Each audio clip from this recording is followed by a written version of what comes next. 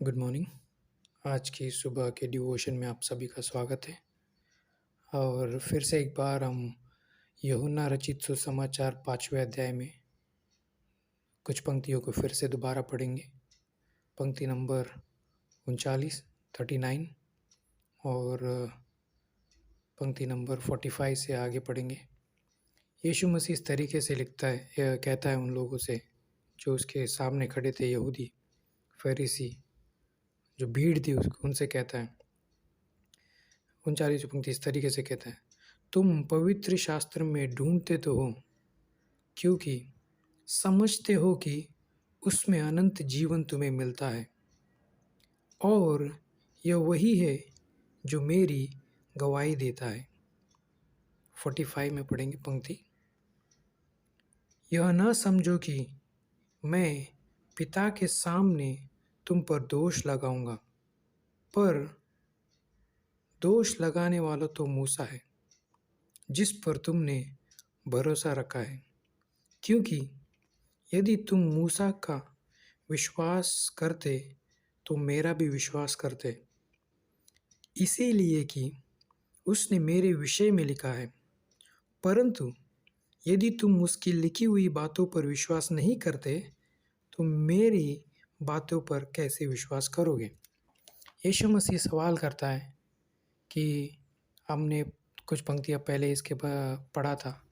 यीशु मसीह बातें करता है कि उस 38 वर्ष से एक व्यक्ति है जो बीमार है और उसके पास कोई भी आशा नहीं है, कोई उसको चंगाई देने वाला नहीं है। 38 वर्ष से वो वैसे ही है, उसी दशा में पड़ा हुआ है। और पाप इंसान को उस हालात में छोड़ देता है जिस हालात में, या उन हालातों में जकड़ के रखता है जिन हालातों से वो निकले नहीं। शैतान इतना बोझ एक पापी इंसान के जीवन में डालता है कि वो उस पाप से आज़ाद न हो सके।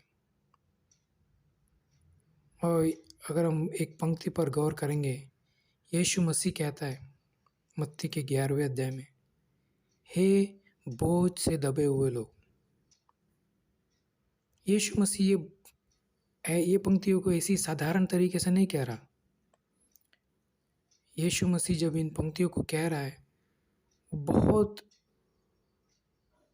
ध्यान से सतर्क होकर, बहुत सोच समझ कर कह रहा है, क्योंकि वो जानता है कि ये एक इंसान जो है ऐसे बोझ के तले दबा हुआ है जहाँ से वो कभी निकल नहीं सकता, और वो है पाप। और यीशु मसीह ये भी जानता है कि अगर उस व्यक्ति को कोई उस पाप से और उस बोझ से आज़ाद कर सकता है तो वो सिर्फ वो यीशु मसीह है, ये जानता है। इसीलिए यीशु मसीह ने ये वादा किया, हे बोझ से दबे हुए लोग मेरे पास आओ, मैं तुम्हें विश्राम दूंगा। और जो पंक्ति हमने यूहन्ना के 5वें अध्याय में पढ़ा था, उसमें वो ये कहता है उन फरीसियों से, उन शिक्षकों से और उन लोगों से कि तुम मेरे बारे में पवित्र शास्त्र में पढ़ते तो और पर समझ नहीं पाते हो। तुम कोशिश करते हो समझने की, पर तुम्हें समझना नहीं है। और आगे लिखता है कि मूसा, मतलब नॉर्मली व्यवस्था के बारे में बात करता है कि जिस व्यवस्था में तुम जिसके बारे में पढ़ते हो वो स्वयं तुम्हारे सामने खड़ा है और उस पर तुम विश्वास नहीं कर रहे हो। और यीशु मसीह फिर से कहता है, अगर तुमने मूसा की लिखी हुई बातों पे ध्यान दिया होता कि मूसा क्या लिख रहा है और क्यों लिख रहा है और किसने उससे लिखाया है और वो लिखने का कारण क्या है और कौन है, तो तुम आज मैं जो तुमसे कह रहा हूँ, यीशु मसीह कहता है कि तुम मुझे समझ पाते। पर उन लोगों ने यीशु मसीह को कभी नहीं समझा।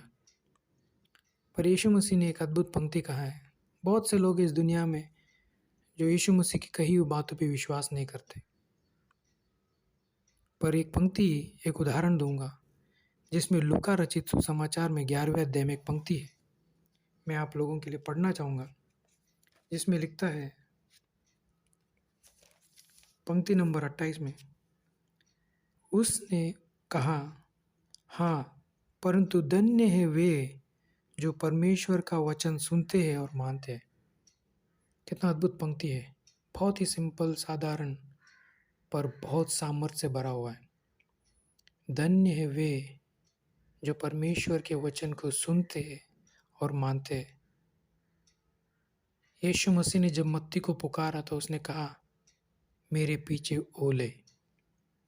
और उसने कुछ नहीं कहा उससे, मेरे पीछे चल। अगर आप लूका के पहले अध्याय में गौर करोगे, स्वर्गदूत आता है मरियम के पास, कहता है, धन्य है वो, तो धन्य है तू, परमेश्वर का कृपा तुझ पर हुआ है और तू परमेश्वर के संतान को जन्म देगी। बहुत बड़ा रिस्पॉन्सिबिलिटी मरियम को दिया। मरियम ने बहुत ही आसानी से मान लिया, बहुत ही चीज़ों को ध्यान में रख के परख कर माना कि ये परमेश्वर की ओर से है। इसीलिए उसके बारे में लगता है धन्य है वो। यानी कि आज हम भी जो विश्वासी है, जो उसकी बातें सुनते हैं, मानते हैं, हमको परमेश्वर कहता है धन्य वे। बहुत बार बाइबल में धन्य है वे लोग जो बिना मुझे जाने, थॉमस को ये यीशु मसीह इस तरह कहता है, तुमने तो मुझ पर देख के विश्वास किया, धन्य है वे लोग जो मुझे बिना देख के विश्वास करते हैं। कितना अद्भुत है कि ये मौका हमें मिला है कि हम बिना देखे यीशु मसीह पे विश्वास कर सकते हैं, और वो सिर्फ और सिर्फ एक ज़रिए के द्वारा, वो है विश्वास। हमारा विश्वास उस पर डाल देना। और आज की सुबह इस थॉट के साथ हम जा सकते हैं कि यीशु में मेरा विश्वास आप पे डालता हूँ, क्योंकि आपने हमें ये मौका दिया है, आपने हमें चुना है। धन्यवाद यीशु कि ये समय, ये जीवन आपने मुझे दिया है कि हमारा विश्वास आप पे डालते हैं परमेश्वर। और ये विश्वास आपने बहुत आसान कर दिया हमें आप पे विश्वास करने के लिए, कि आपने सब कुछ कर दिया हमारे लिए। हमें कुछ भी करने की ज़रूरत नहीं है सिवाय विश्वास के। धन्यवाद देते हैं। और इस थॉट के साथ आज हम जा सकते हैं कि यीशु मसीह ने हमारे लिए सब कुछ कर दिया है, और हमें कहता है कि तुम धन्य वे जो बिना जाने, बिना देखे मुझ पर विश्वास करते हो। धन्य वे जो मेरे परमेश्वर के वचन को सुनते और मानते हैं। कितना अद्भुत है। यीशु मसीह के नाम से आमीन।